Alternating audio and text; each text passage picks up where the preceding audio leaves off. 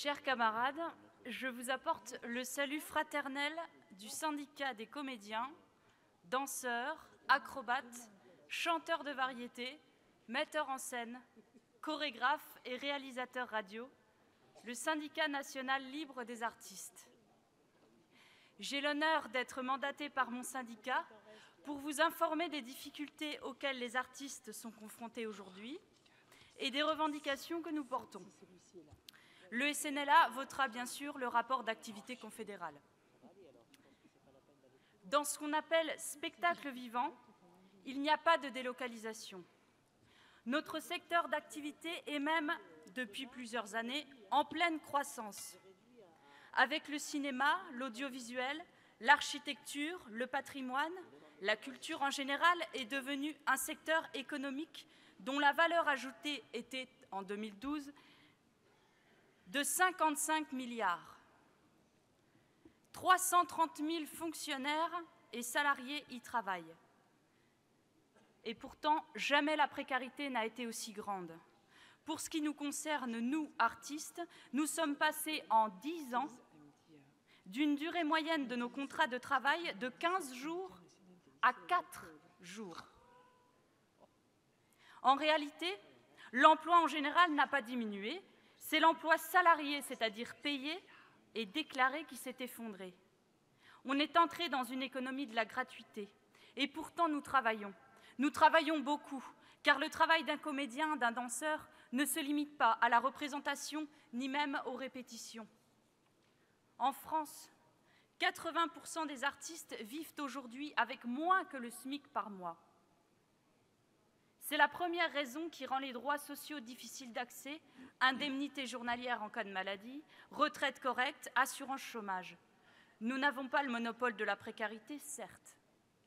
Mais nous vivons des situations terribles de collègues qui, faute d'assez d'heures de travail, sont en maternité ou malades sans aucun revenu, ni salaire, ni allocation journalière versée par la sécurité sociale. Notre Assemblée générale vient de se tenir.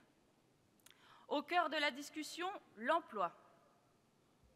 À l'unanimité, nous avons aussi acté que la nouvelle convention d'assurance chômage préservait nos conditions particulières d'accès et d'indemnisation, les annexes 8 et 10.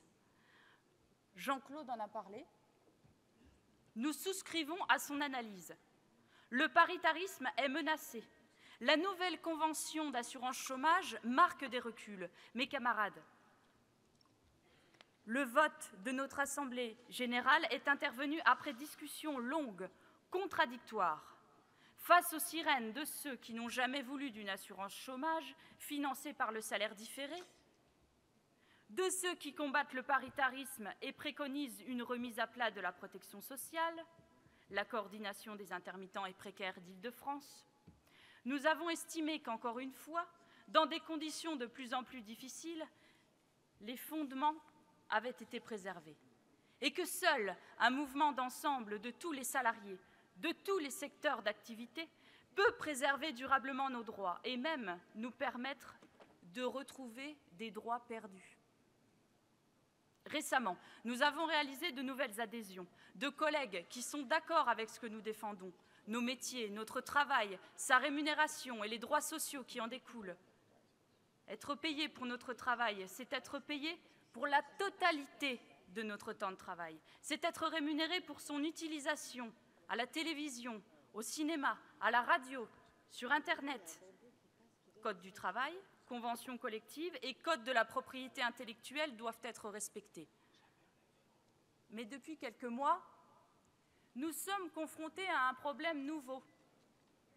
Le pacte de responsabilité et la réforme territoriale. Nous aussi.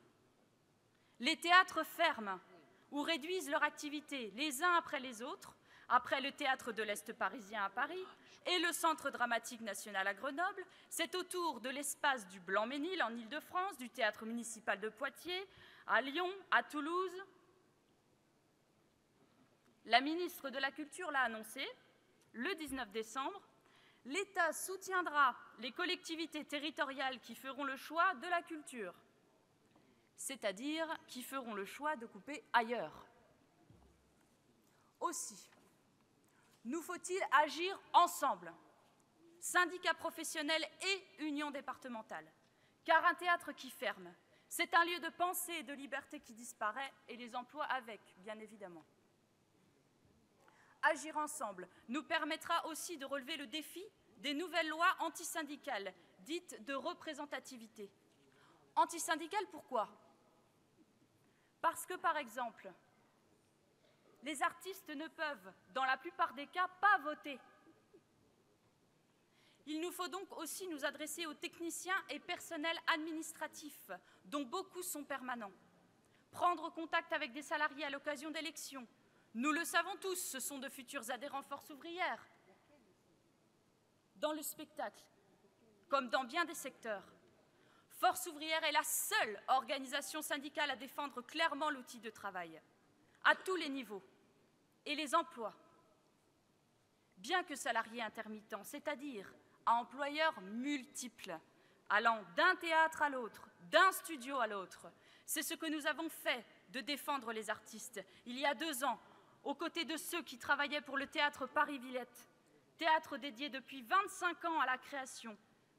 Défendre des artistes jetés à la rue par décision du maire de Paris, adoubé par le ministère de la Culture. Soutenu sans faille par notre fédération et l'Union départementale de Paris, dont nous saluons ici les secrétaires généraux.